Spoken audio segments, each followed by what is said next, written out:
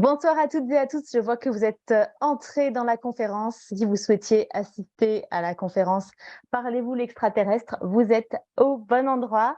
Cette table ronde est organisée dans le contexte du cycle de conférences Humains dans l'espace qui elle-même est organisée en marge de la toute nouvelle expo permanente de la Cité des sciences et de l'industrie qui s'appelle Mission spatiale. Et donc ce cycle de conférences est en partenariat avec le CNES, l'ESA, l'Agence spatiale européenne, la SAF, la Société astronomique de France, avec le soutien de Libération, Pour la science, l'astronomie, Artips et le magazine Ciel et Espace. Je suis Émilie Martin, je suis donc justement journaliste à la rédaction de Ciel et Espace et j'ai l'honneur d'être votre animatrice, votre modératrice pour cette soirée qui s'annonce passionnante. Alors, si vous êtes devant votre écran et non pas à la Cité des sciences et de l'industrie, malheureusement, ce n'est pas à cause d'une vague Covid, mais dû à un mouvement de grève d'une partie du personnel de l'auditorium de la Cité des sciences. Mais donc, comme au temps du confinement, heureusement, Zoom est là. Je vous demanderai, s'il vous plaît, de laisser vos caméras et vos micros fermés tout au long de l'échange, histoire que ça ne tourne pas à la cacophonie, mais vous aurez bien sûr l'opportunité de nous laisser des questions et des commentaires dans le chat sur votre droite. Et je me ferai un plaisir de relayer vos questions à la fin de l'échange, c'est-à-dire à 19h30. Alors, parlez-vous l'extraterrestre. Vous avez peut-être vu des films cultes qui mettent en scène la communication entre les humains et des civilisations extraterrestres. On pense bien sûr à E.T., on pense à Rencontre du troisième type ou plus récemment à First Contact de Denis Villeneuve. Sachez que la communication avec les êtres extraterrestres n'est pas réservée à la science-fiction. C'est un champ de recherche très sérieux qui mobilise de nombreux chercheurs à travers le monde. Alors, comment parler aux extraterrestres? Quel langage utiliser pour être compris par des êtres qui sont probablement radicalement différents de nous? Comment parler au nom de toute l'humanité? Et puis, est-ce que c'est souhaitable d'envoyer des messages aux extraterrestres? On va évoquer toutes ces questions passionnantes avec nos invités que j'accueille tout de suite. Je prends mes petites notes histoire de ne pas me tromper. Duke Bakash, good evening. Vous êtes astrobiologiste et psychologue, chercheur en intelligence extraterrestre, président de METI, on va voir tout à l'heure ce que c'est, et professeur au Carleton College aux États-Unis. Ian Roberts, bonsoir. Vous êtes professeur de linguistique à l'Université de Cambridge au Royaume-Uni. Vous êtes aussi chef du département de linguistique théorique et appliquée au Downing College. Frédéric Landragin, bonsoir. Vous êtes spécialiste du traitement automatique des langues, directeur de recherche au CNRS, laboratoire langue, texte, traitement informatique et cognition. J'espère que j'ai tout bon. Et j'accueille aussi, mais vous ne les voyez pas, Lénaïque Toraval et Lucille Gouttereau, qui seront nos interprètes pour la soirée, puisque donc ce débat est en deux langues, en anglais et en français. Et je dis tout de suite, donc, vous avez la possibilité de choisir la langue de cette conférence en cliquant sur l'icône, le petit globe que vous avez en bas de votre écran. Et donc, vous pouvez choisir le français ou l'anglais. And I'll say that in English too. If you guys, Anglophone, would like this conference to be in English, click on the globe that you can see on the screen below, and you can choose English, which might be more convenient for you. It's up to you guys. Et voilà, je crois que j'ai tout dit. On peut entamer les choses sérieuses. Alors, comme je l'ai dit, même si la science-fiction s'est énormément emparée de ces thématiques, c'est un sujet scientifique et pour cause. Il y a une chance non négligeable qu'il existe des civilisations extraterrestres intelligentes dans la galaxie qui ne compte pas moins de 200 milliards d'étoiles. Beaucoup de chercheurs se sont interrogés pour savoir quelles étaient les chances, combien il pouvait y en avoir, est-ce qu'il y en a. Est-ce qu'on peut commencer par évoquer cette question avec nos internautes? Est-ce qu'il y a une bonne chance qu'il y ait des extraterrestres dans la Voie lactée? Peut-être on peut citer l'équation de Drake qui a tenté de les comptabiliser. Qui veut prendre la parole pour dire « Il est possible que nous ne soyons pas seuls dans l'univers » Deux peut-être?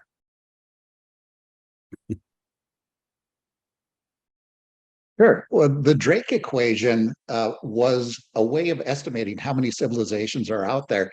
And it came after the first search for extraterrestrial intelligence in 1960.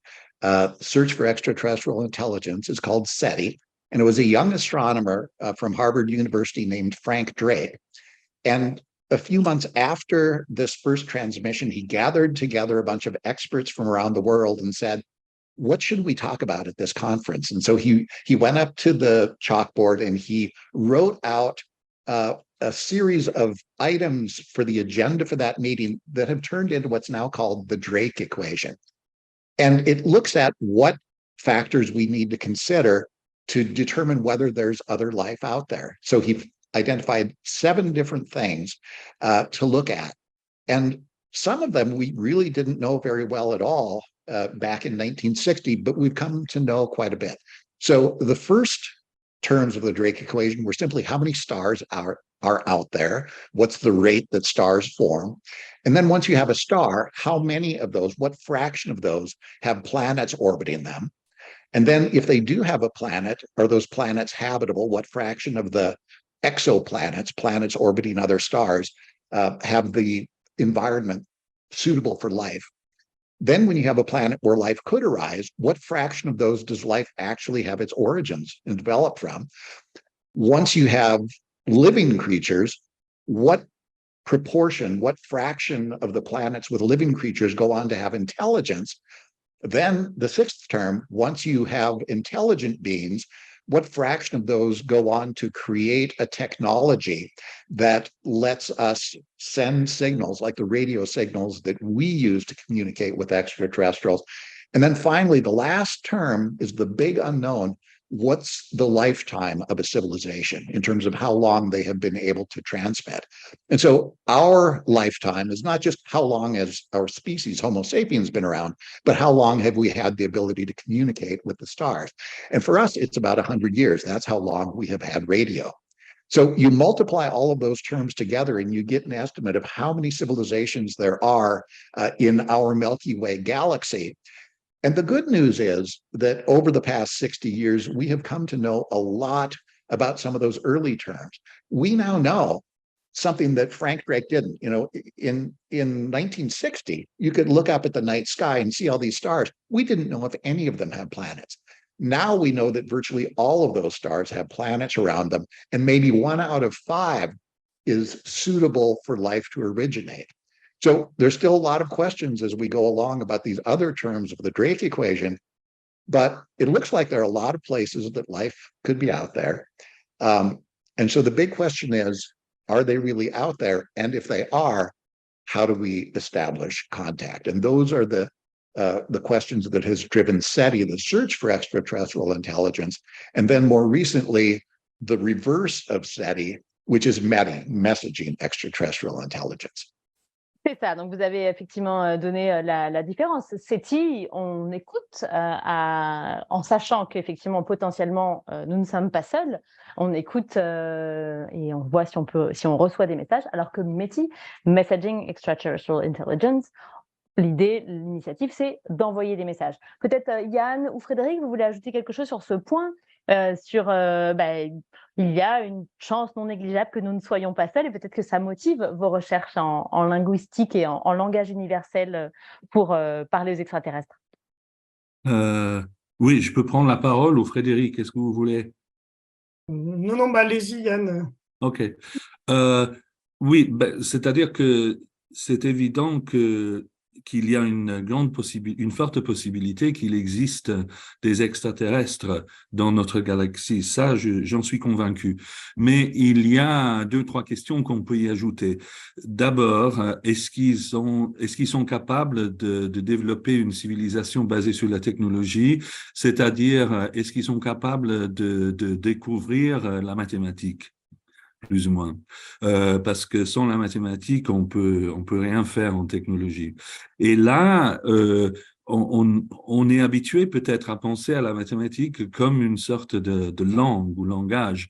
Donc, moi, je suis plus ou moins convaincu que c'est impossible de concevoir la mathématique sans avoir quelques facultés de langage, quelques notions de grammaire qui permet justement cette possibilité.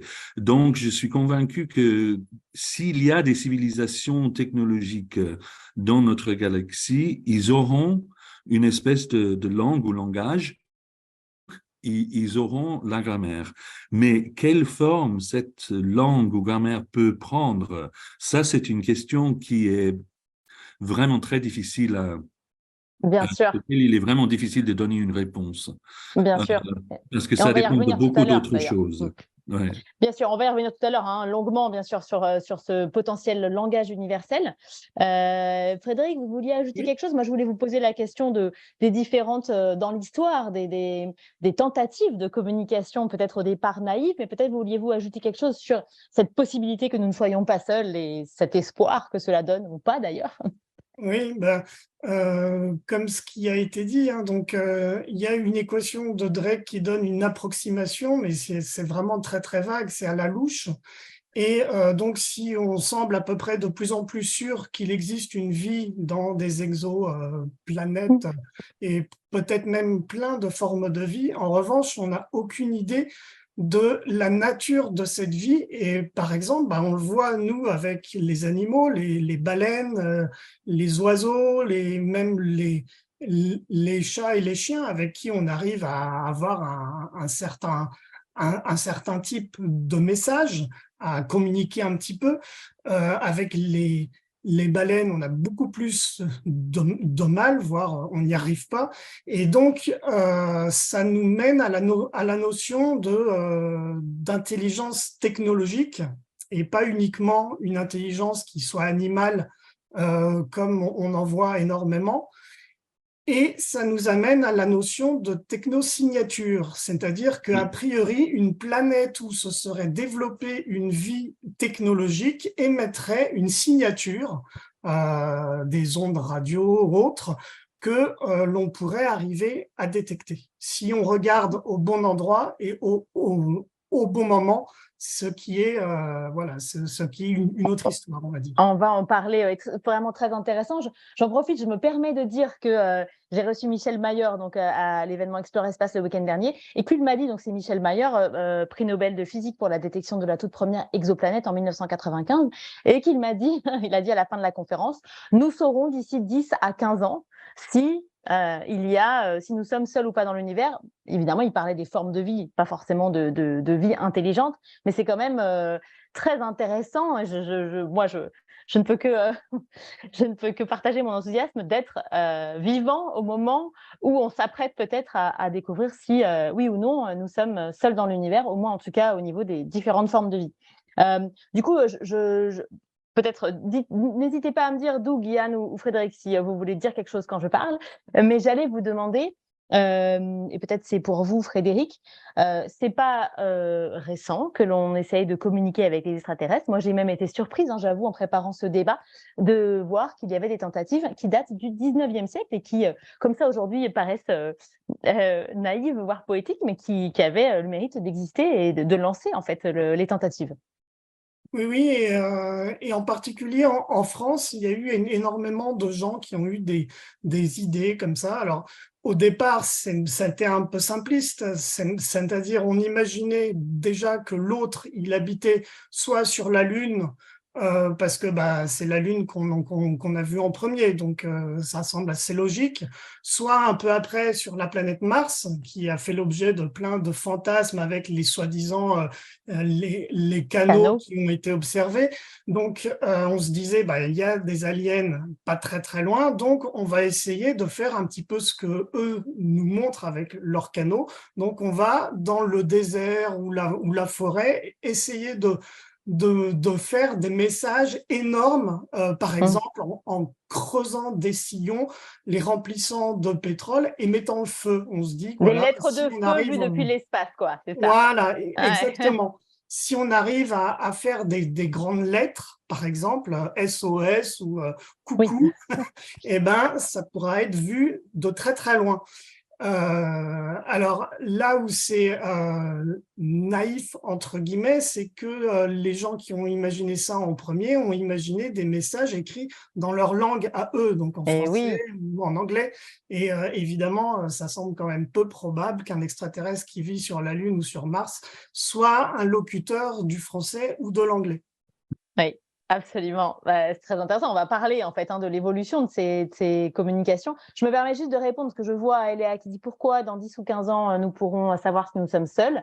Ce que voulait dire Michel Mayor, prix Nobel donc de physique 2019, c'est que on va acquérir peu à peu la capacité de détecter ce qu'on appelle des biosignatures, donc pas des technosignatures comme le précisait Frédéric, mais des biosignatures, c'est-à-dire savoir avec donc des moyens technologiques, des télescopes très puissants, si il y a la signature de vie dans les atmosphères des planètes. Il y a des indices qui montrent, en fonction des mélanges que l'on trouve dans les atmosphères, si la planète est habitée par la vie, si elle est hors équilibre, comme disent les chercheurs.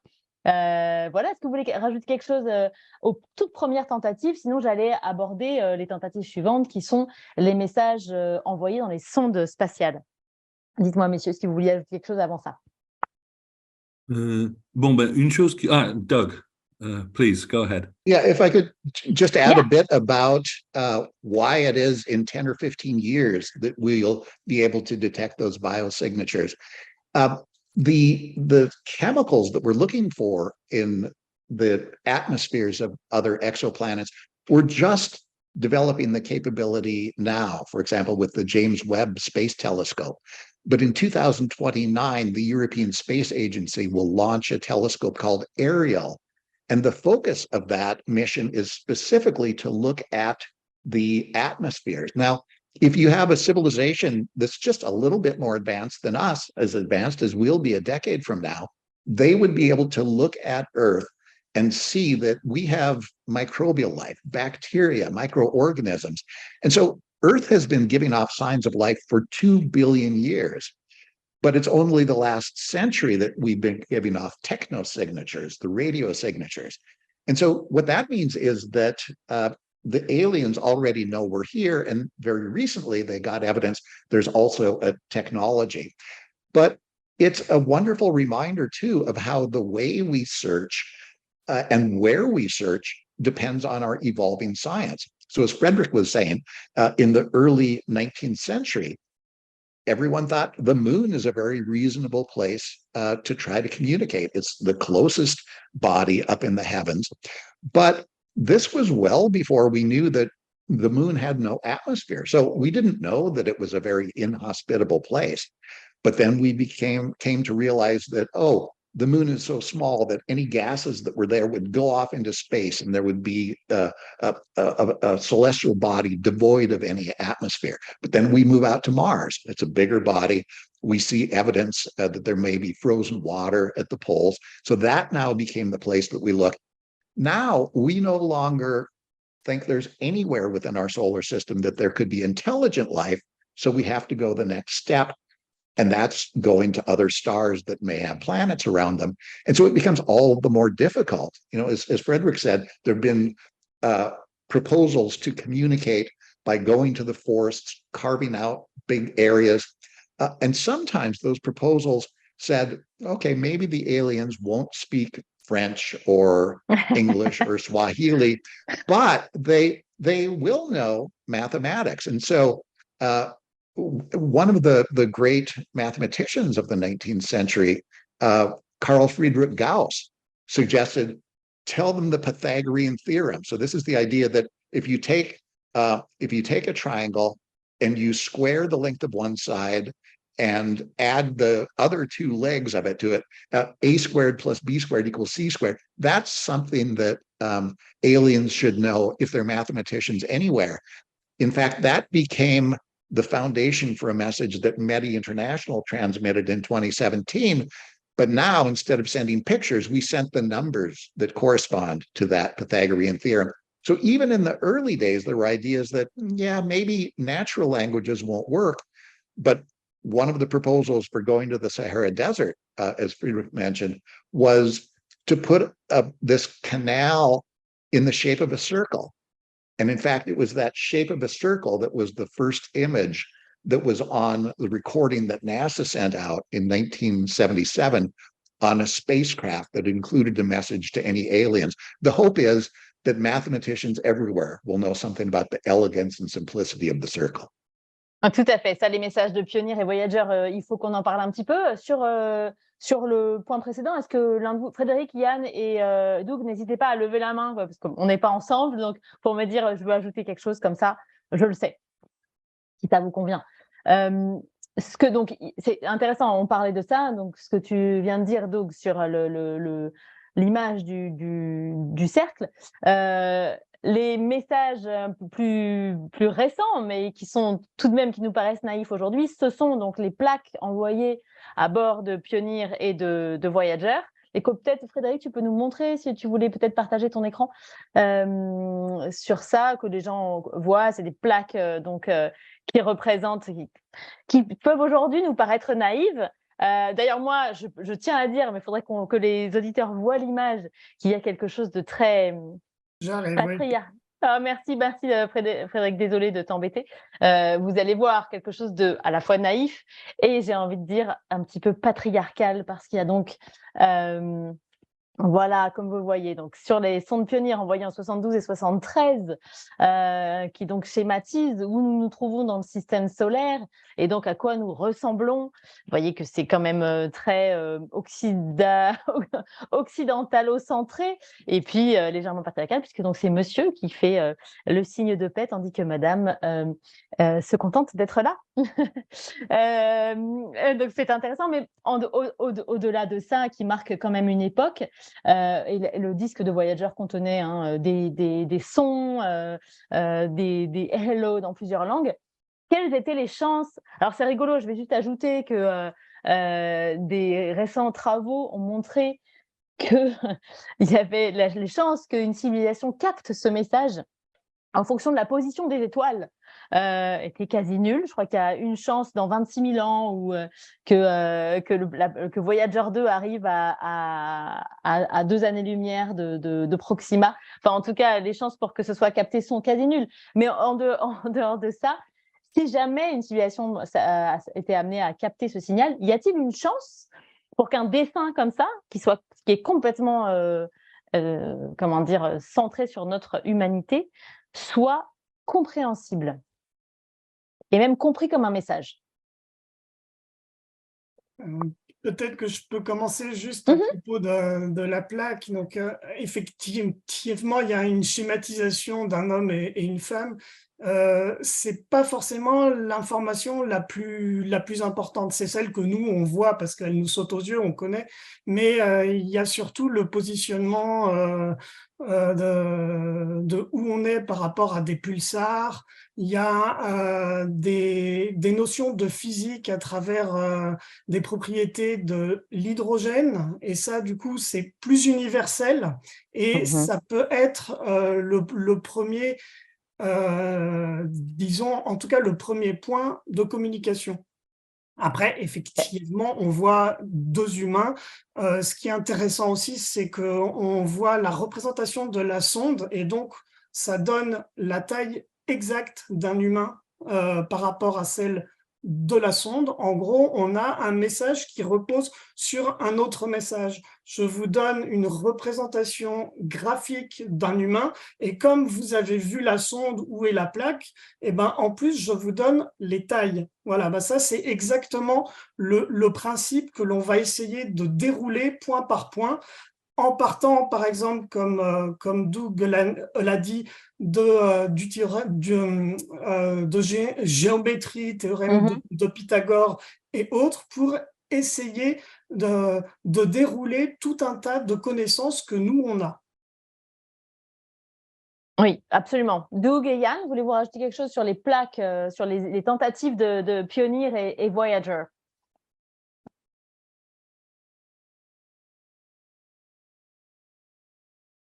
On doit quand même compter aussi sur le fait que ce sont des êtres intelligents.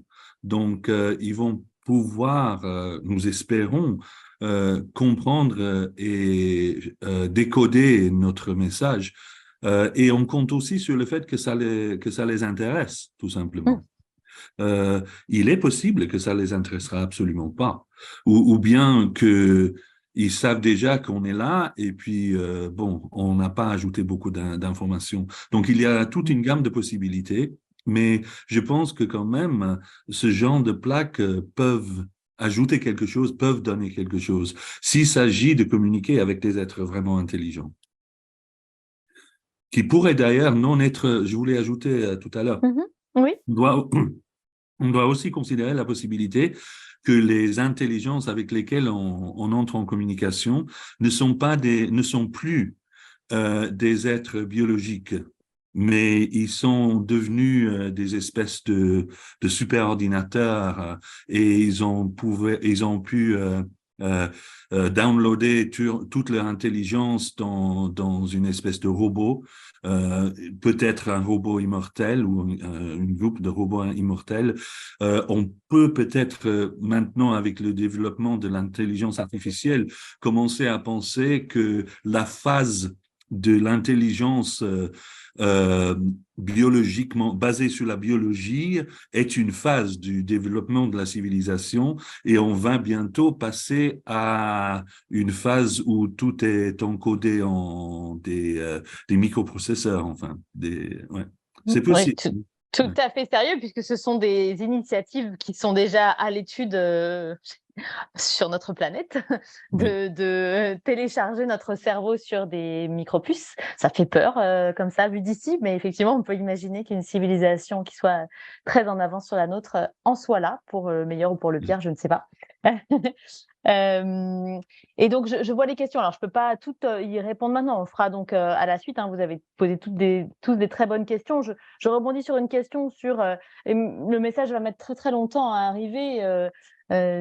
Du coup, bon, bah, ça va prendre du temps. Ça va prendre du temps et ça m'amène à la tentative suivante. Alors, bah, je vous donnerai la parole, bien sûr, Frédéric et Douglas.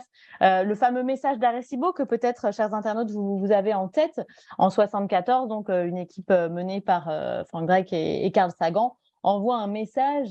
Donc là, il s'agit d'un message binaire de 0 et de 1, envoyé depuis le télescope d'Arecibo à Porto Rico, qui aujourd'hui n'existe plus, ce télescope, et qui a été envoyé en direction d'M13, donc un amas d'étoiles qui est situé à 26 000 années-lumière. Et en effet, et à la vitesse, voilà, ce fameux message d'Arecibo qui contient plein d'informations sur notre ADN, sur la molécule de carbone, encore une fois. Donc, on va en reparler de ça, de ce langage scientifique et mathématique. Et donc, l'amas d'étoiles se situe à 25 000 années-lumière. Il a été émis il y a 50 ans. Et à elle, il ne reste plus que 24 950 ans avant que ce message soit reçu. Mais et après, il faut encore que le message nous revienne. Donc, en effet, ce message, peut-être on peut dire, c'était déjà, on était déjà encore plus dans le message peut-être universel, dans le langage universel, avec encore plus d'avoir le message fait de 1 et de 0, et puis encore plus dans le langage mathématique. On a visé peut-être un peu trop loin, mais est-ce que ça se rapproche déjà d'un message qui pourrait être compris comme un message et compris en tant que tel? I think we are. And the beauty of this message is it identifies the key idea. Use math, use science. But we have to remember this was really just a demonstration that even a civilization as young as ours has the ability to send the messages. It took just 3 minutes to send this message. And there's no reason that we would have to have as brief a message as this one. For example, as you see, the numbers from 1 to 10 are listed at the top of the message in the simplest numbering system, the binary system, using ones and zeros. And then immediately underneath it is a description of chemical elements essential to life on Earth. Vous voyez Frédéric qui pointe effectivement les 1 et les 0. The numbers 1, 5, 6, 7, 15. And that's the key to understanding, these are referring to the chemical elements, hydrogen, carbon, nitrogen, oxygen, phosphorus. Frankly, I think it's a little ambitious to think that the aliens are going to understand it just from that, but we could send the entire periodic table of elements. But as Emily says, the problem here is this is having to travel so far. M13 is located 25,000 light years from Earth. That means it'll take 50,000 years to get a reply. And if we send the spacecraft, again, it's going to be 40, 50,000 years before the Pioneer spacecraft, the Voyager spacecraft, are even close to another star. That's an incredibly long time. The beauty, though, of sending radio signals is that they can travel at the speed of light. So sending a message to the nearest star to Earth, Proxima Centauri, would take just 4 years to go and another 4 years to get back. So it's still a longer time frame than most of our decisions are based on here on Earth. So we need to develop a sense of patience. I think that's the greatest thing that we need. But also, we need to have this sense of what is it that we can communicate to another civilization. I think, when people hear, oh, the civilization may be this advanced intelligence that's immortal, it makes us say to ourselves, I have a cosmic inferiority complex almost. What do humans have to add to the discussion? But I think precisely who we are right now is the most interesting thing. If a civilization is 1 million years more advanced, they may have forgotten what it's like to be mortal. And so simply talking about ourselves, including some of the things that we're not always that proud of, can be a way of letting the civilization remember what it was like for them at a much earlier stage of their own evolution. Fascinant. J'aimerais qu'on y revienne après sur le contenu du message et ce qu'on doit dire et comment parler au nom de l'humanité. Mais déjà, ce que tu as dit, Doug, c'était fascinating. Est-ce que l'un de vous veut rajouter quelque chose là-dessus Oui, vas-y, Frédéric.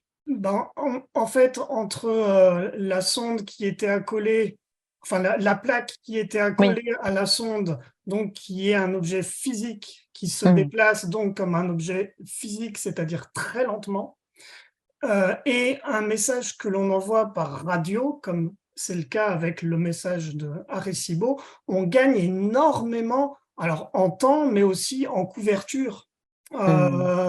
L'angle avec lequel on émet, etc., n'a plus rien à voir avec une sonde qui se balade à un endroit X ou Y et ne va pas aller voir 10 ou 20 ou 30 étoiles. Elle va en voir à la rigueur une, et puis c'est à peu près tout, quoi. Donc il n'y a quasiment aucune chance, en gros, pour que les plaques qu'on a collées aux sondes soient lues un jour par un alien.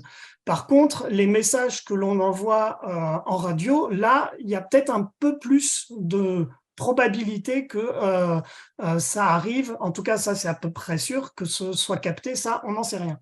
Et alors, donc, sur le message en lui-même, donc comme Douglas l'a effectivement dit, il y a les nombres, il y a les principes les plus simples que l'on puisse dire, c'est 1, 2, 3, 4, 5, 6, 7, 8. Quoi. Donc ça, a priori, c'est quelque chose qui est universel. Donc il faut qu'on commence par ça. Et après, ce qui est observable dans le monde entier, c'est la proportion des éléments. Par exemple, la proportion de carbone par rapport à la proportion d'hydrogène, d'azote, etc. Si une civilisation a atteint une intelligence telle qu'elle est capable de calculer le taux de présence de chacun de ces éléments, alors peut-être qu'elle va arriver à comprendre ce message-là, parce que si ce sont le carbone, l'oxygène et tout ça qui sont mis dans le message, c'est parce que ce sont les éléments les plus répandus. C'est pour ça. Très intéressant. Oui, pardon, Frédéric. Et donc, après, les molécules de la vie, alors là, c'est un peu plus complexe. Donc là, il y a des déductions à faire. C'est pas évident. Et alors moi, là où je dirais qu'il y a quand même un petit problème avec le message Arecibo, c'est qu'il mélange de l'encodage, donc de principes de maths et de chimie, de physique, mais aussi il montre des visualisations graphiques de ce que c'est qu'un télescope, c'est ce qui apparaît en bas de l'image, et un humain, un humain, et de ce que c'est que la double hélice de la molécule de l'ADN. Et ça, quand même, ça devient là très compliqué. En tout cas, c'est un mélange de plusieurs types de symbolismes qui ne vont pas forcément bien ensemble. Yann, peut-être un mot dessus, puis après, moi, j'ai vraiment envie de vous parler justement de cette recherche d'un langage universel et de ce que vos travaux montrent. Peut-être sur Arecibo, Yann, vous avez quelque chose à ajouter? Je voulais juste ajouter qu'il est vrai que la séquence des numéros 1, 2, 3, 5, 4, 5, etc. Devrait être l'une des choses plus simples à communiquer. Mais même cette notion tout à fait simple présuppose une notion de succession régulière. C'est-à-dire que les nombres doivent apparaître dans un ordre donné. Il y a une notion d'ordre qui est une notion, en effet, syntaxique et grammaticale. Donc, ça dépend probablement sur notre capacité de langage que de pouvoir compter. Et donc, on suppose que les extraterrestres, eux aussi, s'ils sont capables de reconnaître cette séquence, ils savent compter, donc ils ont une espèce de faculté de langage. C'est ça. Et alors, du coup, est-ce que Frédéric, je peux te demander d'enlever ton partage, juste comme ça, je Oui, bien sûr. vois aussi. Et merci beaucoup. Je te le redemanderai sûrement tout à l'heure, comme ça, parce que je ne voyais plus les questions. Il y a tellement de choses à dire. C'est foisonnant. Même dans ma tête, il y a plein de questions qui viennent. Peut-être quand même, on peut aborder tout de suite cette question-là centrale d'une potentielle grammaire universelle, langage universel. Est-ce que déjà, on peut dire qu'une civilisation avancée, intelligente, possède forcément le langage? Dans le sens abstrait, je pense qu'ils doivent le posséder. Je pense que c'est nécessaire parce que, comme je disais tout à l'heure avec l'illustration des nombres, le simple fait de compter d'un à 10, ça dépend d'une notion d'ordre et de succession qui est en effet une notion syntaxique. On pourrait peut-être ajouter que les nombres, c'est-à-dire que la théorie la plus acceptée de la nature des nombres naturels parmi les mathématiciens est basée sur la théorie des ensembles, qui a été développé ici à Cambridge par Bertrand Russell d'ailleurs. Et je pense, bon, dans les recherches que je fais avec un groupe de chercheurs un peu partout dans le monde, il semble que la notion basique de la grammaire est aussi basée sur la théorie des ensembles. Donc, c'est ça peut-être la notion la plus fondamentale que je pense qu'on doit partager avec des extraterrestres intelligents qui seraient donc capables de créer une civilisation technologique. Voilà. One Dirk, of you want to one add of the something? things that Ian has mentioned and has written about is he talks about a universal grammar, perhaps, or there's a syntax. But I think we often then think, well, we have mathematics over here and we have natural languages, but Ian has pointed out that in fact there are some similarities. So, you know, we say 1 + 1 = 2. Well, linguists have this notion, I believe it's called merge, of combining things as well. So how does that connect? Bon, la connexion est justement que la notion de merge, je ne sais pas comment on le traduit en français, mais c'est une notion de combinaison, n'est-ce pas? Que cette notion qui crée, bon, on prend deux objets primitifs qui sont indivisibles et on en fait un ensemble. Ça, c'est la notion de merge. Et donc, et après, on peut réitérer ce processus et prendre un autre élément et le combiner avec l'ensemble qu'on a déjà créé, et ainsi de suite. Donc, on crée un autre ensemble plus complexe, on prend un autre élément, on crée un autre ensemble plus complexe, et ça, c'est exactement la théorie de Russell des nombres naturels. Hein. On commence par l'ensemble vide, 0, on en crée un ensemble, ça c'est 1, on en crée un autre ensemble plus complexe qui contient l'ensemble 0 et l'ensemble 0, et ça c'est le numéro 2, et ainsi de suite. Donc c'est la même chose au fond. C'est la même opération abstraite qui est à la base de la syntaxe des langues naturelles et à la base de la mathématique. Oui, c'est ça, parce qu'au-delà des mathématiques, sorry, Doug, if you want to add something after, au-delà des mathématiques, vous défendez l'idée qu'il existerait une forme de structure de langage qui serait universelle. Par exemple, dans First Contact, donc Louise Banks, la linguiste, elle montre comment elle s'appelle, elle met un panneau autour de son cou avec son nom, puis elle se montre comme ça. Et donc, il y a des notions de langage, de communication qui seraient universelles indépendamment de comment notre biologie a évolué. Quel est votre point de vue là-dessus? Exactly. And too, Frederick, you gave a wonderful example of this notion of combining things happens everywhere. It happens in language. It happens in mathematics. It happens, you're illustrating, in chemistry. So the individual chemical elements in the Arecibo message are used to describe the molecules of DNA, the genetic basis for life on Earth. Or Ian, when you're talking about a set with nothing in it, and then a set with one, and then combining those. I mean, this is the foundation for something as basic as counting 1, 0, 1, 2, 3, 4, 5. But there are a lot of different ways we can count. I mean, and different things we can count. We can count how many protons are in the center of each of the different chemical elements. That describes chemistry.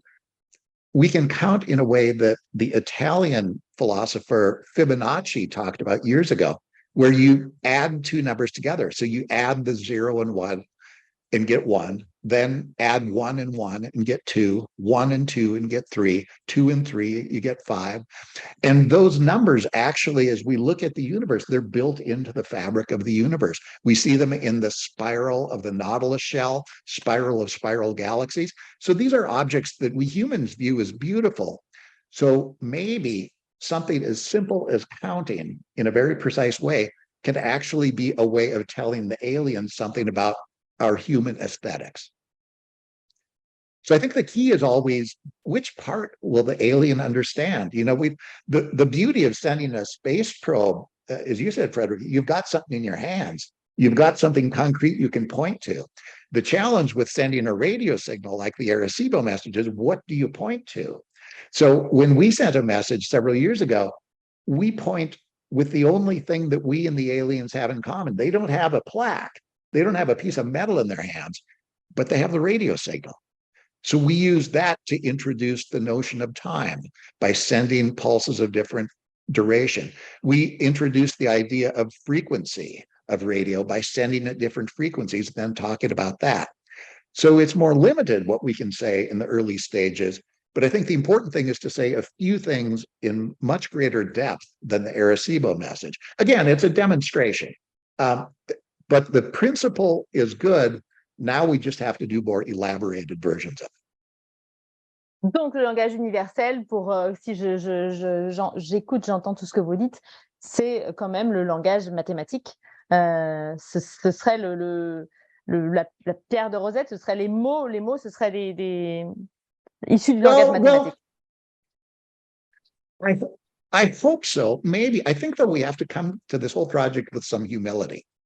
So maybe, in fact, it's a picture. I guess when I think about sending an interstellar message, I think of a whole series of messages. It's almost like we're sending a treasure chest with a bunch of different locks on it. And all the alien has to do is be able to open one lock. And once you can see, oh, they're taking two different things and combining it, then they'll say, oh, maybe they're talking about math or chemistry or language or beauty. So I think that's the key, getting them to understand even one thing. Frédéric, peut-être votre perspective là-dessus, puisque donc vous travaillez aussi quand même en linguistique sur effectivement des structures qui pourraient être universelles, ne serait-ce que dans notre façon de nous exprimer, de dire non, de nous nommer. Est-ce que c'est des choses qu'il faut utiliser pour parler potentiellement aux extraterrestres? Alors, moi, j'ai plusieurs réponses là, parce qu'on a pas mal de fils en parallèle. Il y a un mot-clé qu'on n'a pas prononcé encore, c'est message auto-explicatif. Mhm. C'est-à-dire que si on envoie un message par onde, par onde, donc très très loin, et que donc on n'a pas un contact visuel de face à face avec les aliens, donc un message qu'on envoie va mettre éventuellement 30 ans à arriver, puis qu'on aura la réponse dans 30 ans, il faut absolument que les messages que l'on envoie soient auto-explicatifs, c'est-à-dire qu'ils comprennent en gros leur propre mode d'emploi. Et, Une pierre de Rosette, en gros, une pierre de Rosette dans le message. Même pas, parce que c'est encore pire que ça, parce qu'une pierre de Rosette, on ne la comprend que si on connaît une des langues. C'est juste ce que nous, on appelle un corpus qui est aligné, où il y a 2 langues, voire 3, puisque dans la vraie pierre, il y a 3 langues, enfin 2 langues et 2 systèmes pour l'une d'elles. Et comme on en connaît une, eh ben, on arrive à aligner telle partie du message avec telle autre partie, et donc on arrive à le décoder. Je simplifie énormément. Ça, on ne peut même pas faire ça, parce que les aliens n'ont strictement rien. Ils n'ont pas une langue en commun avec nous qui nous permettrait de jouer le rôle de langue de contact. Donc, on est obligé de tout prévoir, tout anticiper, et donc de faire des messages qui sont potentiellement assez longs, parce que leur but, c'est qu'ils sont auto-explicatifs. Et alors, si je reviens sur Premier Contact, puisque tu as cité, Émilie, le film de Villeneuve, donc effectivement, là, on voit une situation de communication, mais elle est de face à face. Oui. Et de face à face, justement, c'est très différent parce que, eh ben, Louise Banks, qui joue donc la linguiste, voit les aliens qu'on appelle les heptapodes, et elle voit que les aliens sont en train de la regarder. Et donc, c'est là qu'elle peut faire un geste et dire un mot en même temps pour signifier « je suis en train de faire un acte de nommer » un objet, de nommer moi. Et ça, je peux partager l'image parce que je l'ai juste là. C'est quelque chose de, voilà, de très significatif. Elle fait un geste vers elle-même et elle a un écriteau où il y a un mot. Et du coup, les aliens peuvent faire le lien entre ce mot et cette action de référence. Bon, mais ça, c'est possible uniquement de face à face, en sachant que le face à face, il permet également de progresser par essai et erreur, et donc la communication n'a rien à voir avec la communication à distance. Voilà, donc c'est si on regarde un petit peu les films en science-fiction, c'est pas vraiment Premier Contact qui nous intéresse là ce soir, c'est plutôt Contact, qui est un film des années 90, de Zemeckis, voilà, et qui est tiré d'un roman de Carl Sagan que je vais pas présenter parce que je pense que, enfin en tout cas on le connaît tous, qui est à l'origine de toutes ces initiatives. Tout à fait. Je vois que le temps file, mon Dieu, est-ce qu'il est vraiment 19h18 ? Oui. Ok. Alors du coup, peut-être on peut avancer dans le débat et se poser la question de comment parler au nom de tous, parce que là, on parle donc effectivement, tu as raison Frédéric, on n'est pas en face à face, on envoie une carte postale, une bouteille à la mer. Donc quand on envoie une carte postale en vacances à la grand-mère, toute la famille signe et on peut se mettre d'accord sur ce qu'on dit, c'est facile. Là, la carte postale cosmique, elle concerne 8 milliards d'êtres humains. Comment est-ce qu'on se met d'accord ? Que faudrait-il dire ? Comment procéder ? Et que dire ? Douglas, tu as commencé à parler de ça, à dire voilà, il faudrait aussi qu'on donne nos défauts, nos problèmes. Que mettre dans un message ? Go ahead. We need to share our problems, our faults, and we did a survey because this should not just be a handful of scientists who decide. So we had a survey with many nations, people from all walks of life, and asked them, what would you want to say to another civilization? And one of the most consistent responses was, please help, because we have a lot of problems here on Earth. Now, I don't think that we can count on the aliens to give us the solutions. I think we need to deal with those ourselves. But it is a reminder that the environmental challenges that we face, the environmental crisis, that characterizes one part of us as a species. And so that's one of the things that, again, we can describe using these basic chemical terms. And by doing that, again, I think we're making a partial response to the problem, a tremendous problem that Friedrich mentioned, which is we can't just simply point to something directly. But again, because those astronomers can look at our atmosphere and they know the changes to our atmosphere over the last few decades, they could then make that link with the message that we send. Because again, that's the thing that's so beautiful to do with a piece of metal. You can point to it. It gets more difficult. I think we often think the message is self-contained. It's going to answer, it's going to decode itself. And that's not going to happen, right, Frederick? But if we can point from the outside, so one of the things that we did with the message we sent a few years ago was to introduce the notion of time. And again, we hope they understand our message, but we also gave them a clue. So we had a clock that was running over and over and over. We transmitted, and then we came back the next day and it was 24 hours later and the clock was still running. And that 24-hour period too is another clue from outside the message for astronomers who know our day is 24 hours long. So I think those are some of the things that we need to do, of looking, because again, I was so jealous of Louise Banks, because there she is face to face with the heptathlon. We don't have that luxury. You wait, and if a reply comes, it's 50,000 years after I'm dead. Or even in some of the nearby stars, I probably won't get a response while I'm still around.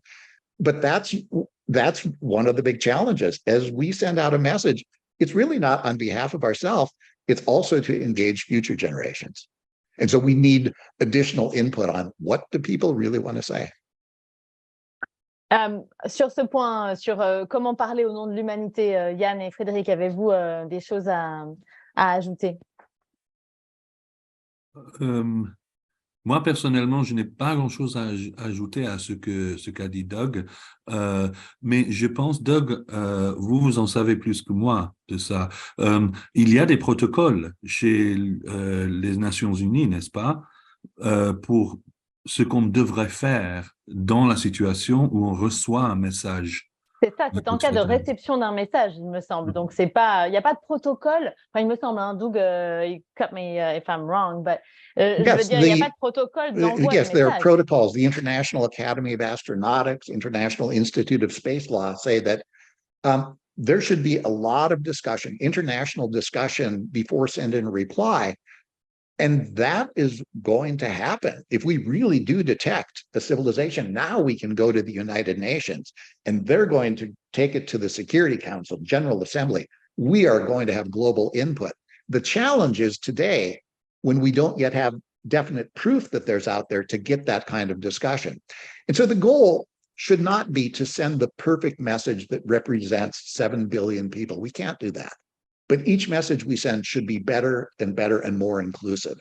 And if we keep that up, now we get closer to what that ideal is. Et du coup, comme il est 19h23, oui, vas-y, Frédéric.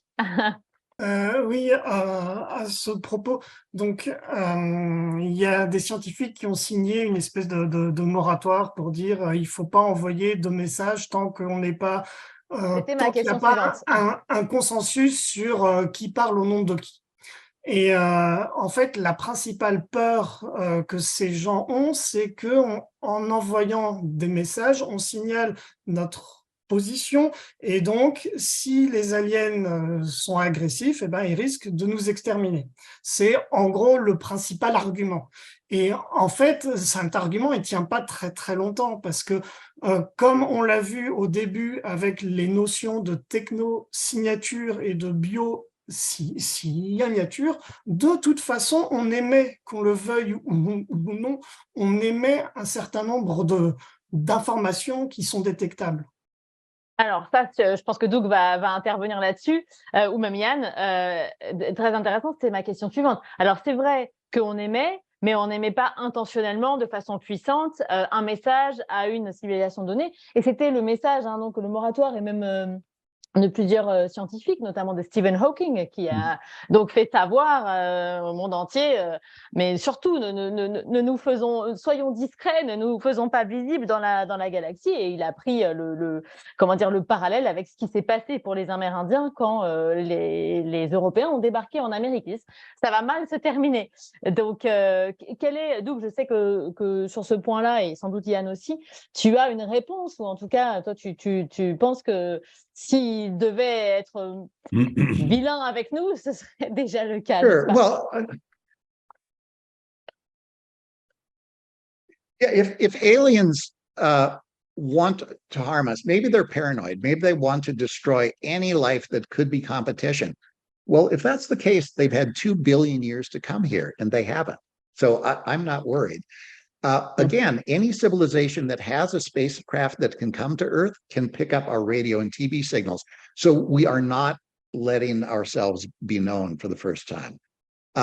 So I think the concern that we're somehow going to increase our risk of being attacked, there's no basis for it. I agree with you, Frederick.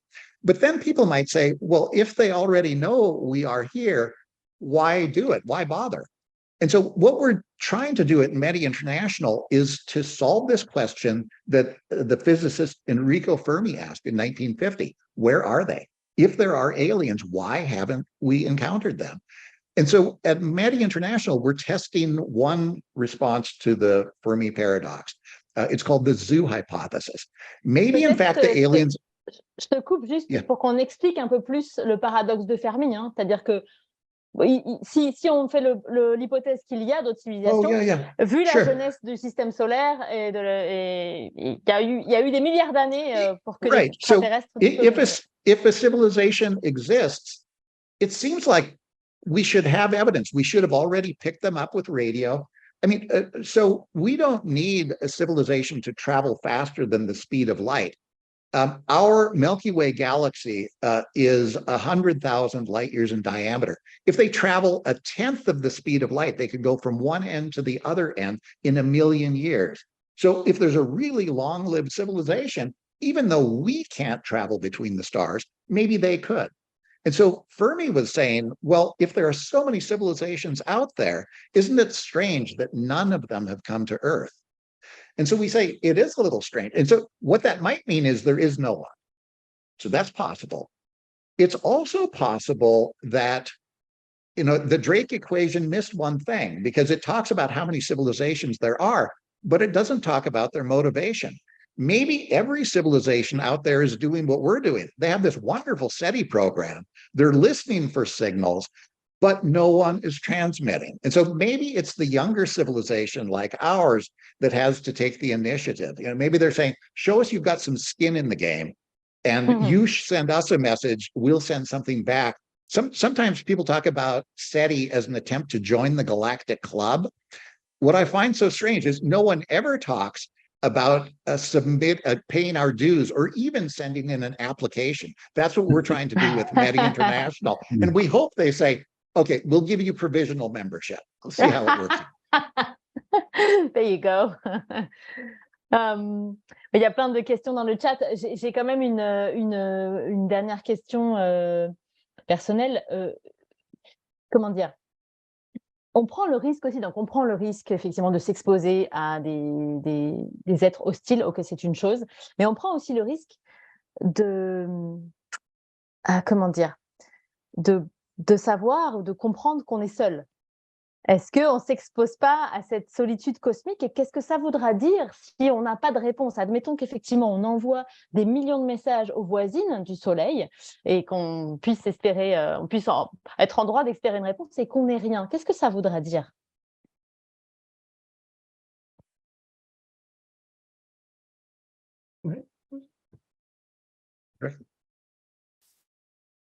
Vas-y. Je commence. Ouais.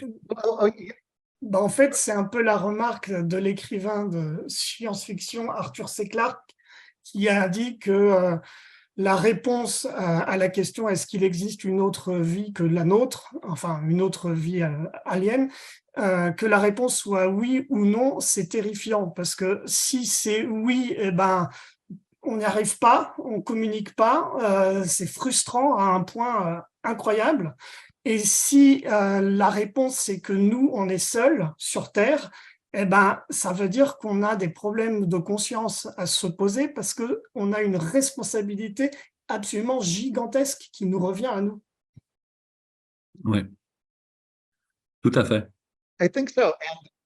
And that's important because it takes courage to search. It takes courage to see what the reality is. I think people often assume that any of us who are searching for life somehow know in our bones there's life out there. I don't know. Or, we may really be alone. And so I think, Emily, you asked this question, should we really risk the search? Because what we're looking for these civilizations that aren't going to disappear in 100 years like we think we might do. So I think let's face the risk head on and see if we're willing to do it. So imagine we do exactly what I'm proposing, which is send out messages, not just to a few stars, maybe 100 stars. And then we say, okay, that's not enough. So we have to send it to 1,000 stars. And then we send it to 1,000,000 stars. And then we have the really difficult part, which is waiting for a response. And so let's imagine we wait for 100 years and nothing, and 1,000 years and nothing. And all we get is this long silence. I think that first we're going to think, okay, we failed. This was a waste of effort. It was just all futile. But then eventually we're going to have this change of mindset and we're going to realize that, hey, wait a second. Because we're now in the middle of a project that started generations ago, and each generation took it up and continued, that we have actually become the sort of stable, long-lived civilization that we're looking for out there all along. So even if we don't find that there's any intelligent life out there, but that we have become more intelligent and we have become more patient, I think it's worth it after all. So I think we should be willing to take the risk to find out who we really are and what we can do. Je trouve que c'est un magnifique mot de la fin de l'échange. Si je veux être ponctuelle, il est 19h32. C'était passionnant. Et on continue parce que, alors, comme je suis à la fois animatrice et modératrice, je regarde les messages. Pardonnez-moi si parfois je suis hésitante. Alors, je regarde au fil de la conversation. Je vois le message d'André Lanrezac qui date de 18h56. Admettons que nous entrions en interaction avec une société extraterrestre largement plus évoluée que la nôtre. Il se pourrait que la nécessité de réfléchir à la manière de communiquer avec elle ne se pose même pas, car il est possible que cette civilisation avancée prenne elle-même l'initiative de s'ajuster à notre niveau de compréhension. Peut-être Yann, sur ce point, est-ce qu'on aurait des civilisations qui, eux, ont tous les dictionnaires? Est-ce qu'il y a des civilisations qui quand même parlent anglais ou français, comme dans les films science-fiction? C'est possible. C'est possible que s'ils sont suffisamment intelligents et technologiquement avancés, qu'ils ont compris des méthodes de traduction automatique, même des systèmes de communication très différents par rapport aux nôtres ou bien par rapport à l'heure. Ça, c'est possible. Il n'y a aucune manière de savoir si c'est vrai ou pas sans découvrir ces civilisations et communiquer avec eux. Mais c'est une possibilité, c'est vraiment quelque chose de science-fiction qu'on retrouve souvent dans les films de science-fiction, mais comme beaucoup de choses dans la science-fiction, c'est pas absurde. C'est peut-être peu probable, mais c'est pas absurde. Dans Contact, par exemple, je me rappelle de cette scène où, en fait, ils reçoivent un manuel de construction d'une fusée ultra puissante, par exemple. Ouais. We'll lead you, we'll give you the way. Bon, alors du coup, on revient au débat. Enfin, dites-moi, donc Frédéric, Doug et Yann, dès que vous voulez parler, vous levez la main, parce que on n'est pas ensemble, donc évidemment, le langage corporel et des yeux fonctionne moins bien en virtuel. Donc, ce sera un petit peu mélangé puisque les questions sont apparues au fil de notre discussion. This one in English. Hello, I feel like messages to alien life relies mainly on the idea that mathematics are a universal language. I wonder what is your opinion on the debate whether mathematics are invented or discovered? Qui veut répondre? I think they're invented, which is not a popular view. I mean, I think most people in the SETI community will say, "Oh no, they pre-exist. Otherwise, we wouldn't be able to use mathematics to describe processes of physics." But if you look at the different types of mathematics we have here on Earth, different cultures have started with different points. So I think it's possible to have a mathematics on Earth and a mathematics on another world that are quite different from one another. And that's a good thing. So the challenge, I think, is start with the basics, maybe counting and addition and subtraction, and then build up to something more complicated. But even here on Earth, we talked about the early 19th century in terms of the messages that we might send to the moon. That's the same time period in which 3 individual mathematicians each proposed an alternative to the standard notion of geometry that was created by Euclid 2,500 years ago. Because there's been this postulate that 2 parallel lines will never meet. It's obvious, they won't meet. But 3 people independently said, what if they do? And so that actually created a mathematical framework for thinking of time and space as curved. And that provided a foundation for relativity theory. And so, in our everyday lives, we look around and you don't have to have relativity theory to make sense of things. But when you start traveling close to the speed of light, you do. So I think that's an example of how mathematics is a useful tool for understanding the universe.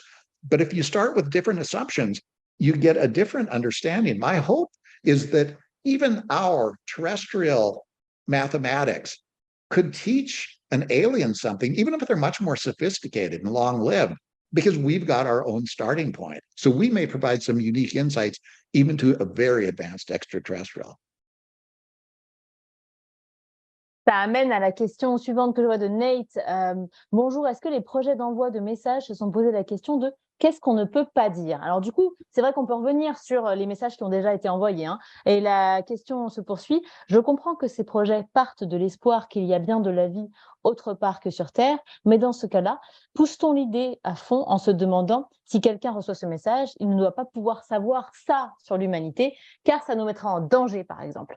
Est-ce qu'il y a donc des choses, et on peut revenir du coup, hein, tous les 3, n'hésitez pas à me parler des différents envois de messages, et est-ce qu'on s'est censuré? Faut-il se censurer en tant qu'humain parce qu'on n'a pas fait que des choses fantastiques? Ouais, bah ça c'est une question, oui, effectivement. Ce qu'il faut voir, c'est que dans tous les messages qu'on a envoyés, au final, on dit tellement peu de choses que tout le reste est énorme. Et tout ce qu'on n'a pas dit, c'est absolument, c'est gigantesque en fait. Ce n'est pas en donnant quelques principes de mathématiques, de chimie et de physique que l'on fait des références, un peu comme je le disais, comme quand on parle en français ou anglais ou autre, où là, on décrit notre culture. Bon, ben, faire les suites de Fibonacci ou les nombres premiers, on en est très, très loin. Ça donne juste une idée de base du fait qu'on est capable de manier des chiffres, mais c'est à peu près tout. Alors, la question aussi, elle est amusante parce que je peux partager la lettre de Jimmy Carter qui était accolée, alors qui faisait partie des images dans le disque d'or. De Voyager, donc. Voilà, hop. Et là, c'est assez amusant. Alors, évidemment, c'est incompréhensible, a priori, pour un alien, puisque c'est écrit en anglais. En anglais. Là, il n'y a pas le mode d'emploi, c'est pas du tout auto-explicatif, donc c'était juste pour le fun, on va dire. Mais Good luck, guys. il y a une phrase qui dit « Nous sommes une communauté de 240 millions d'êtres humains parmi les 4 milliards ». Donc, c'était à l'époque, c'était les Américains, c'est assez américano-centré. Enfin, là, il y a des choses qui sont assez amusantes, en fait, que l'on ne dirait plus maintenant. Et puis, alors, à la fin, pour faire un écho par rapport à ce qui a été dit avant, il y a une phrase qui dit « Nous espérons un jour, ayant résolu le problème auquel nous faisons face », donc voilà, on fait face à des problèmes, c'est explicite, nous espérons rejoindre une communauté de civilisation galactique. Donc cette intention-là, elle a déjà été exprimée. Le club galactique. Merci pour ce partage, Frédéric. Est-ce que je peux te demander de l'enlever comme ça je vois, voilà, c'est ça, le chat. Je poursuis. Alors là, c'est une question peut-être pour vous, chercheurs, de Eléa Bensoussan. Comment travailler des années sur un projet sans jamais de retour? Effectivement, tu disais tout à l'heure, Doug, hein, I probably won't have an answer. Je n'aurai pas de réponse. Mais tu restes motivé pour... au nom de l'humanité, comment vous trois, en fait, vous travaillez sur quelque chose qui, effectivement, on peut s'attendre à ce que la réponse soit tout de suite. I think the motivation is, well, the hope is that this does contribute to actually learning about another civilization. But in the process, I think we end up holding a mirror up to ourselves. We need to understand ourselves better as we start thinking about, okay, first of all, what's important to us? And then how do we say that in a way that doesn't rely on our usual way of communicating with one another? So for example, how would we communicate some of our highest values of being altruistic toward one another? Well, it turns out you can actually describe some notions of doing something for someone else and getting a return in terms of genetics. So we tend to be more for people who are closely related to us. Or we can explain it in terms of game theory. You do something for me, I'll do something in return. So those help us articulate our notions about what does it mean to be altruistic and what's missing from those mathematical and biological definitions of it. So I think what we learn about ourselves is important, but it also makes us reflect, thinking back about the earlier question of what should we not say. I think that's exactly how we should approach this whole question of what goes in a message, because it's so complicated to figure out what should go in. I don't think we're going to come to an agreement, but there are some things that we should avoid. We should avoid making a threat to another civilization. We should avoid making some commitment that has an impact on future generations of humans. So we don't want to offer something. And then finally, I think it's important that we be honest. So we can't say that any message going out is representative of all of humankind. We're not capable of that. So let's start at a minimum by being honest, and then not doing more than we realistically can, and not getting a situation that's bad for human future generations. I think Jimmy Carter's response of, we're doing this in the hope that someday we can become a member of a galactic club, but we don't want to make promises that we won't be able to keep, because it's future generations who will have to make those decisions. Merci beaucoup, Doug. Bon, pour revenir à la base aussi, une question qu'on avait au tout début, a-t-on déjà reçu un signal dont nous sommes sûrs qu'il s'agit d'une civilisation intelligente? C'est bien qu'on revienne à la base de peut-être effectivement donner toutes les tentatives d'écoute jusqu'à présent, où nous en sommes et quel est le résultat. On n'a pas encore reçu de signal reconnaissable comme tel, disons. On a cru à une époque, il y a eu le fameux signal waouh. Waouh. Voilà, mais bon, bah en fait, non. Peut-être, Doug, tu peux nous parler un petit peu de où on en est sur la recherche SETI et on en profitera peut-être pour dire effectivement quels sont les projets, peut-être si Doug tu es d'accord, ou Yann ou Frédéric, les projets de messages et de SETI d'ailleurs, d'écoute et de messages. I think it's actually a sign of progress that we don't have more wow signals. In the early days of SETI, scientists would have the computers running, and then they'd come in the next morning and look at the printouts. And at one observatory at Ohio State University, there's a telescope called the Big Ear. There was a signal that was so strong, it was off the charts, that the astronomer wrote wow in the margins. And so that's become a signal. But now SETI projects get signals like that all the time, but they can go back and check to see, oh, is there anything there? It could have been a satellite flying over. It could be a radio transmitter not too far away. So we don't know what that wow signal was. Today, if we saw a signal like that, it would be the so what signal, unless it could be repeated. And so I think we've made progress. The fact that we don't see these and take them seriously. We see wow signals all the time, but when we follow up, they have disappeared. I think the biggest hope of progress, the biggest sign of progress is just advancing technologies. When Frank Drake did his first SETI search in 1960, he could look at 2 stars with a single radio frequency. Now, the Breakthrough Listen project, the largest project, is looking at 1 million stars and 100 galaxies and looking at them across billions of different frequencies. So every passing year, we've become more and more likely to find life if they're really out there. So yeah, I think it's very realistic in the next 20 or 30 years to find a signal from a civilization if they're sending the way we hope they are.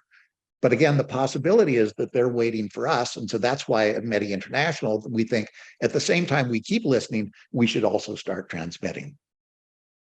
Tu parlais de Breakthrough, effectivement, Doug, peut-être on peut rappeler pour nos téléspectateurs, nos internautes, pardon, que effectivement, la recherche SETI a reçu un très gros financement il y a quelques années, et la recherche METI aussi. Et ça a un peu boosté, SETI, c'est ce qui est raconté dans le film Contact. Jill Tarter, qui était ta collègue au SETI, qui a bataillé pendant des années pour trouver des financements auprès de la NASA, vraiment a eu du mal à joindre les 2 bouts pour ce projet, qui a reçu un coup de boost et le volet message a aussi reçu un coup de boost, ce qui permet quand même d'augmenter considérablement les moyens pour cette recherche. Oui. Oui, puis il y a aussi un point, c'est que il y a 50 ans, enfin 30 ans ou 20 ans, c'était des humains qui regardaient un peu ce qu'on recevait, etc.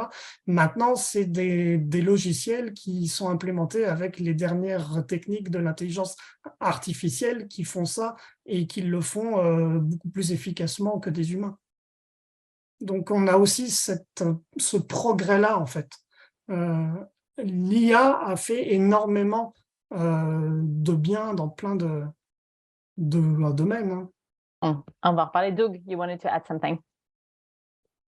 Yeah, and AI has also been beneficial for looking at non-intelligent life. So there was a study published recently that showed that AI, when given a bunch of samples of material from living creatures, but also non-living creatures and other chemical compounds with carbon in it, which we think, carbon-based life, that's a sign of carbon is essential to life. But we have carbon in a lot of other things that doesn't have life. So for example, coal or amber, these are very carbon rich, but there's no life. AI was able to look at all of these samples and then afterwards say, oh, here are the things that are coming from living creatures that are living now. These are fossilized and these are non-living beings. So AI can help us sort out all of these different types of matter. The hope is they can also help us do that when we get signals coming in to find something that we weren't expecting, but that AI can detect. Très intéressant. Du coup, je rebondis sur juste l'IA pour me demander, est-ce qu'on pourrait, j'ai demandé tout à l'heure à ChatGPT, j'ai fait l'exercice, j'ai demandé à ChatGPT quel message faudrait-il envoyer au nom de toute l'humanité. J'ai pas eu une réponse très satisfaisante. Je m'attendais à un truc super et à avoir la réponse et à vous l'envoyer. Enfin, ouais, guys, I found it. Bon, malheureusement, ça n'a pas fonctionné. Mais est-ce que, blague à part, l'IA pourrait, par exemple, collecter, puisque voilà, elle est capable de traiter des données très rapidement, collecter finalement les diversités, les différences, les différentes cultures, les différentes pensées pour former le message parfait qui pourrait représenter toute l'humanité? I think that's always the tension. what is the perfect image of humanity? Is it what makes us all human and our commonality, or is it the diversity? I actually think when SETI has developed, it's worked within the field of international space law. And so there's this emphasis on what do all of us have in common? What is the one thing? My concern is that if we only talk about something that we all agree upon, it's going to be a very impoverished message.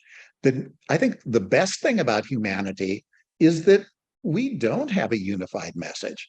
That actually the messages that are streaming out from TV and radio are actually a pretty good sign that we are babbling in many different languages with many different messages. That's a snapshot of what it is to be human at the beginning of the 21st century. Maybe that's something we need to capture in our interstellar messages.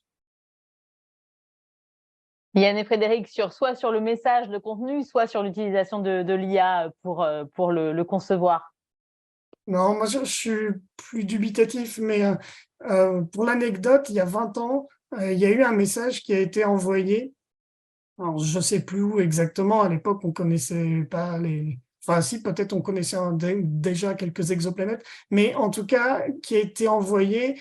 Et ce message, c'est le code informatique d'un chatbot, puisque tu parlais de chat Oui. GPT, voilà. Mmh. Et ben, il y a eu un chatbot qui s'appelait Ella, qui avait obtenu un prix, le prix Loebner en 2003, et donc son code a été envoyé. Et l'hypothèse qui était, parce que ça paraît un peu farfelu, c'est que dans le code du chatbot, il y avait donc une intelligence artificielle, hein, puisqu'il y a un algorithme, etc., qui est pas très, très compliqué, mais qui n'est pas non plus très simple. Et en plus, il y a un corpus, c'est-à-dire qu'il y a des échantillons de dialogue. Donc, en l'occurrence, c'était en anglais, enfin, je crois. Et donc, il y a des milliers de phrases en anglais qui servent au chatbot à générer une réponse quand on l'interroge exactement comme voilà ce qu'on peut voir à l'heure actuelle, enfin en moins bien. Et donc, on suppose que si ça rejoint aussi une question qui a été posée au début, c'est si on suppose que les aliens sont beaucoup plus intelligents que nous, peut-être qu'en envoyant en vrac tous nos corpus, tous nos trucs comme ça, ils arriveront peut-être à se dépatouiller et à arriver à trouver un peu de sens. Mais bon, à voir. Mais de toute manière, comme a dit Doug tout à l'heure, ils reçoivent toutes nos transmissions de radio et de télévision. Donc, ils ont vraiment un corpus très varié et très riche, s'ils sont suffisamment intelligents et intéressés pour le décoder. Oui, c'est ça. Alors, justement, je rebondis là-dessus, Yann, c'est très intéressant. J'en ai parlé un peu tout à l'heure, mais est-ce que vraiment... je veux dire, ce qu'on appelle le leakage, hein, la fuite de nos communications, de nos émissions radio, c'est quand même pas très puissant. Je veux dire, est-ce que vraiment une civilisation serait susceptible de le capter finalement? Est-ce qu'il y a une chance vraiment pour que ce soit reçu? S'ils sont suffisamment avancés technologiquement, je pense que oui. Ça dépend, ça dépend de leurs moyens de détection et de la taille de leurs antennes, en fait. Hein. Exactement. Ouais. C'est ça, donc. And I think so, if they are just a little more advanced than humans, because when we look at our leakage radiation, none of our SETI programs currently could detect that even at the nearest star. But when we look at the advances in our radio technology, so if you look at the size of the radio telescopes, our projections are that within about 200 years, we'll be able to detect that leakage radiation out to 500 light years. So today we can't do that. But another civilization a little more advanced than us could, and especially any civilization who could come to Earth, and this is to address those who are afraid of hostile aliens. Any civilization that's able to harness the energy to travel between the stars, they know we're here. So it's too late. It's too late to hide from those. It's not too late to make ourselves known to another civilization like Earth. If there's a twin of Earth, a twin of Earth's technology, even at a nearby star, sending a powerful message could let them know for the first time we're here. But again, it's not likely they're going to be as young as we are. And the reason we say that is because if a civilization lasts only 100 years, which is how long we've had the technology to communicate, then how likely is it that their 100 years and our 100 years are going to happen at exactly the same time, given the 13 billion year history of the galaxy? It's not going to happen. It's like two fireflies, each flick on for a moment. What's the chance it's exactly the same time? It won't happen, but what that means is if we do make contact, we know they're going to be much more advanced than we are. Très intéressant. D'ailleurs, c'est une des réponses au paradoxe de Fermi, le très faible temps de civilisation qui permet de communiquer et les distances si vastes. Vas-y, Doug, si tu veux répondre. Mais après, j'ai une question d'internaute. Say more about the Fermi paradox. That the reason we haven't, right? If they have just leakage radiation like ours, or if they're like us, we're actually quieter now than we were 20, 30 years ago, because we're doing a lot of communication with satellites that target their signals. We use fiber optic cables, so we're not as noisy. In the future, other civilizations may be very advanced. So our SETI programs, they listen, they're not going to find leakage radiation. The only way SETI succeeds is if there's a civilization out there doing something we're not doing, which is sending an intentional message. So Mehdi says, listen, if we hope to benefit by getting a signal from another civilization, we should be doing the same thing. It's only fair. Right now, we are sort of like interstellar lurkers. You know, we're sitting in the background, we're waiting to see what other people are doing, but I think we have a case of interstellar shyness. We're not willing to take a step out there. But, you know, you go to a party, if you reach out to a stranger, you can have an interesting conversation. If you stay to yourself, you're just thinking in your own thoughts. And that's what we're doing for the most part. I think we should reach out and see who else is at the party. Super beau message, on va bientôt terminer, mais je voudrais juste vous relayer une question.